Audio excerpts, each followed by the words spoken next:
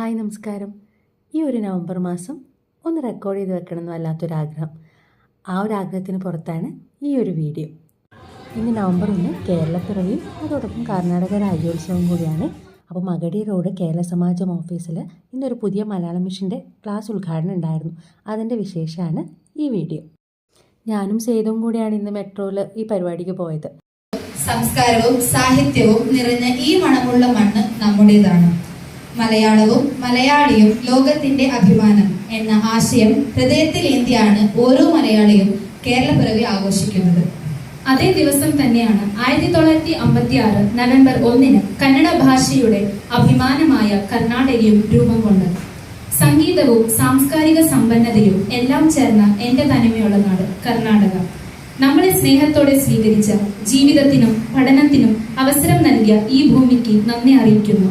എല്ലാದರೂ ഇരു എന്താದರೂ ഇരു എന്തെന്തിಗೂ നീ കന്നഡവ.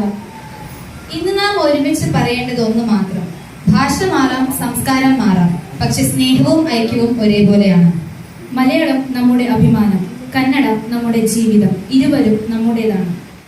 പ്രിയപ്പെട്ട ത്രീസേമ ടീച്ചറാണ് ഇന്ന് മലയാളം മിഷൻ്റെ പരിപാടി ഉദ്ഘാടനം ചെയ്തത്. കേരളമെന്നൊരു നാടുണ്ട്.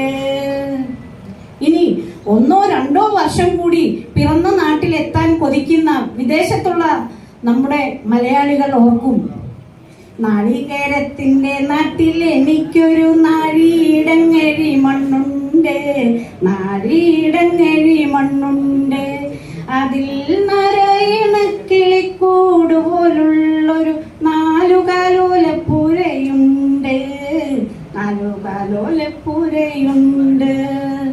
ഇനി കേരളത്തിന്റെ പുറത്തേക്ക് വടക്ക് നമ്മുടെ ജമ്മു കാശ്മീർ വരെയുള്ള സംസ്ഥാനങ്ങളിലെല്ലാം മലയാളികളുണ്ട്. കേരള സമാജത്തിലെ എല്ലാ പ്രധാനപ്പെട്ട ആളുകളും ഇന്ന് സംസാരിച്ചിരുന്നു. വർഷത്തിന് ശേഷമാണ് 2011 ആരംഭിച്ച് 12 ആവും. 12 കറക്റ്റ്. പൂക്കേണ്ട സമയത്ത് തന്നെയാണ് പൂത്തിരിക്കുന്നത്. 12 വർഷം എടുത്തു. 10 വരെ 12 വർഷത്തിനകം പൂത്തു. ഇനി എല്ലാ വർഷവും നീലക്കുറിഞ്ഞി ബാംഗ്ലൂരിൽ പൂക്കട്ടെ. നീലക്കുറിഞ്ഞി കുട്ടികൾക്ക് ഒരു അനുമോദനവും അവിടെ ഉണ്ടായിരുന്നു. മലയാളം മിഷന്റെ പ്രവർത്തനങ്ങളെ കുറിച്ചിട്ട് അധ്യാപകർക്കും അവിടെ വന്ന രക്ഷിതാക്കൾക്ക് എല്ലാവർക്കും ഹിത ടീച്ചറും ത്രേസ്യാമ്മ ടീച്ചറും ഞാനൊക്കെ ചേർന്ന് പറഞ്ഞു കൊടുത്തു. പിന്നെ ഞാനും സേതും കൂടെ തിരിച്ച് മെട്രോയിൽ വീട്ടിലേക്ക് എത്തി.